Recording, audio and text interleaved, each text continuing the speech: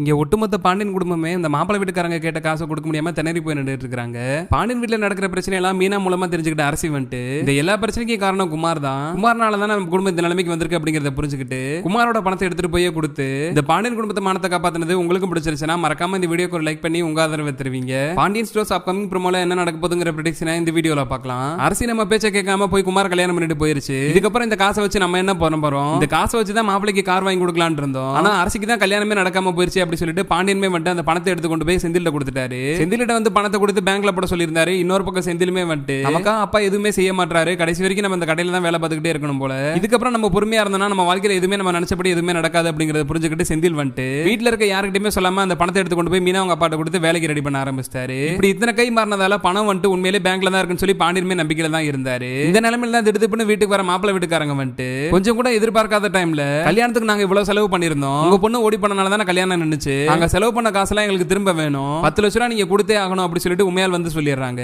உமையால் இப்படி சொன்னதுமே பாண்டியனுக்கு என்ன பண்றதுனே தெரியல. இன்னொரு பக்கம் கோமதியுமே வந்து உமையால் கிட்ட பேசி பாக்குறாங்க. நாங்க அரசி உங்க வீட்டுக்கு தான் கொடுக்கணும்னு நினைச்சுக்கிட்டு இருந்தோம், கடைசி நேரத்துல அரசி இப்படி பண்ணுங்கிறது எங்களுக்கு சுத்தமா நம்பிக்கையே இல்ல, அரசி பண்ண தப்புக்கு எங்கனால என்ன பண்ண முடியும், நாங்களே ஆல்ரெடி கஷ்டத்துல தான் இருக்கிறோம், ஏன் இப்படி எல்லாம் பேசுறீங்க அப்படி சொல்லி கோமதியுமே வந்து கெஞ்சி பாக்குறாங்க. அதெல்லாம் எங்களுக்கு தெரியாது, நீங்க எங்க குடும்பத்துக்கு பெரிய அவமானத்தை கொடுத்துட்டீங்க, உங்களை பணத்தோட வர்றதை நினைச்சு நீங்க பெருமைப்படணும், இந்த பணத்தை வாங்கிட்டு போனாலும் எனக்கு உங்க மேல இருக்க கோவம் எல்லாம் தீர்மானே தெரியல, என் பையனோட வாழ்க்கையை பத்தி நீங்க கொஞ்சமா யோசிச்சு பாத்தீங்களா, உங்க பண்ண தப்பு பண்ணி இப்படி கல்யாணம் பண்ணிட்டு போனதுக்கு என் பையனோட வாழ்க்கை தான் இப்ப கேள்விக்குறியா நின்னுட்டு இருக்கு, நீங்க என்ன பண்ணுவீங்களோ தெரியாது, எங்களுக்கு இன்னைக்கே அந்த பணம் வேணும் அப்படி சொல்லிட்டு உண்மையால அவங்க வீட்டுக்காரர் 2 பேருமே வந்து பிடிவாதமா பாண்டியன் வீட்டுல வந்து உட்கார்ந்துறாங்க. இவ்வளவு நாளா பாசமா பேசிட்டு கடைசியில இவங்களே இப்படி மாறிட்டாங்களே அப்படி சொல்லிட்டு பாண்டியனே சாக்காயிடுறாரு. இன்னொரு பக்கம் நடக்கிறதெல்லாம் பாக்குற மீனாவும் ராஜீவ் வந்துட்டு கல்யாணத்துக்கு முன்னாடி வரைக்குமே வந்து இவ்வளவு பாசமா இருக்கிற மாதிரி பேசிக்கிட்டு இருந்தாங்க, கடைசியில பார்த்தா இப்படி பேசிக்கிட்டு இருக்காங்க. இவங்க வீட்டுக்கு போயிருந்தா கண்டிப்பா அரசியோட வாழ்க்கை நல்லா இருந்திருக்காது, எப்படியும் அரசியோட வாழ்க்கை இவங்க கிட்ட இருந்து தப்பிச்சிருச்சு தான் நம்ம நினைச்சுக்கணும் அப்படி சொல்லிட்டு மீனா ராஜி பேசிட்டு இருக்காங்க. இன்னொரு பக்கம் பாண்டியன் வந்து உண்மையால அவங்க வீட்டுக்காரர் பேசுனதெல்லாம் கேட்டு ரொம்பவே டென்ஷன் ஆயிடுறாரு. உங்களுக்கு இப்ப பணம் தானே வேணும், பணம் தானே பிரச்சனையா இருக்கு, நீங்க கல்யாணத்துக்கு எவ்வளவு பணம் செலவு பண்ணேன்னு சொன்னீங்க, 10 லட்சம் தானே, இன்னைக்கு சாயந்தரமே அந்த பணம் உங்களுக்கு வந்துடும், நீங்க தயவு செய்து இப்ப இங்க இருந்து கிளம்பிருங்க அப்படி சொல்லி அவங்க அனுப்பிச்சு வச்சிடறாரு. சும்மா வாய் வார்த்தையா சொல்லக்கூடாது, சாயந்தரம் நீங்க சொன்ன டைம்க்கு நான் இங்க வந்து நிப்பேன், 10 லட்ச ரூபாய் பணத்தை ஒழுங்கா ரெடி பண்ணி வச்சிருங்க, இல்லாட்டி நான் என்ன பண்ணுவேனே தெரியாது அப்படி சொல்லி உமையால் வந்து மிரட்டிட்டு அங்க இருந்து கிளம்பி போயிடுறாங்க.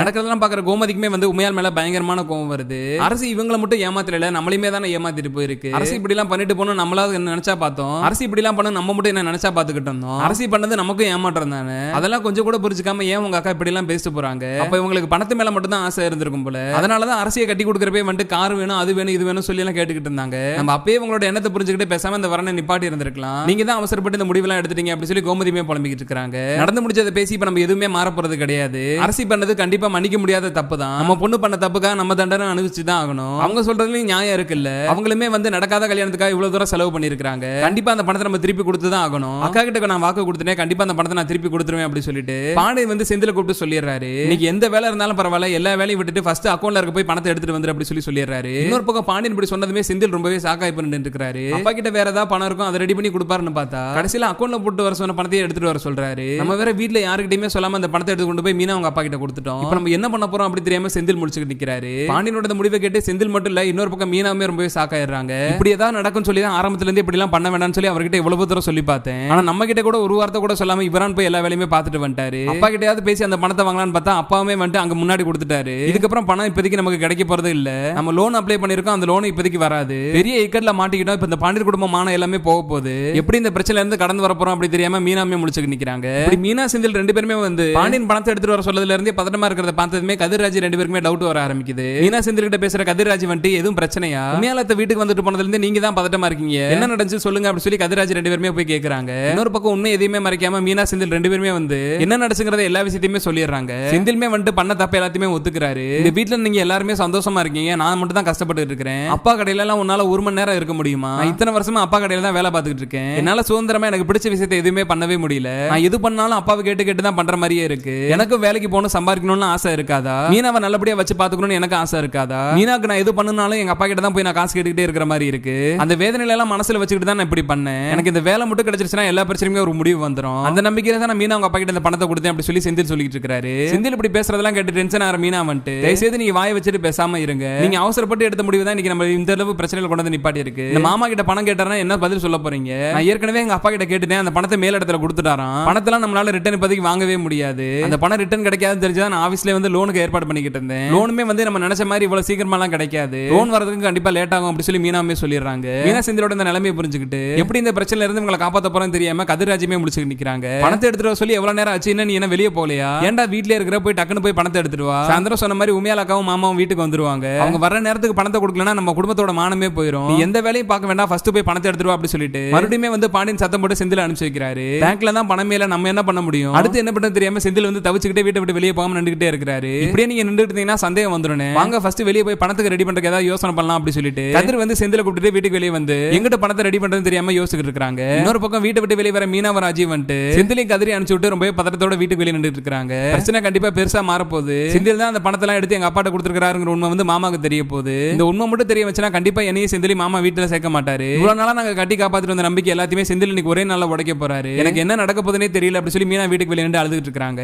ஒரு பக்கம் மீனா அழுகிறத பார்த்துட்டு ராஜியுமே வந்து மீனா ஆறுதல் சொல்லிட்டு இருக்காங்க. இப்படி பாண்டியன் வீட்டுக்கு வெளியே நின்றுட்டு மீனா அழுகிறத அரசி நோட் பண்ணிடுறாங்க. கொஞ்சம் கூட யோசிக்காம அரசியுமே வந்து மீனா அழுகிறத பார்த்ததுமே டக்குன்னு ஓடி வந்து என்ன ஆச்சு, எதுவும் பிரச்சனையா அப்படி சொல்லி கேட்டுட்டு இருக்காங்க. அப்பதான் ராஜி வந்து நடந்த எல்லா விஷயத்தையுமே சொல்லி இப்ப பணம் தான் பிரச்சனையா இருக்கு, பணம் மட்டும் இருந்துச்சுன்னா அந்த பிரச்சனை எல்லாமே ஒரு முடிவுக்கு வந்துரும், இன்னைக்கு ஈவினிங் குள்ள பணத்தை ரெடி பண்ணி ஆகணும் அப்படி சொல்லி ராஜியுமே புலம்பிக்கிட்டு இருக்காங்க.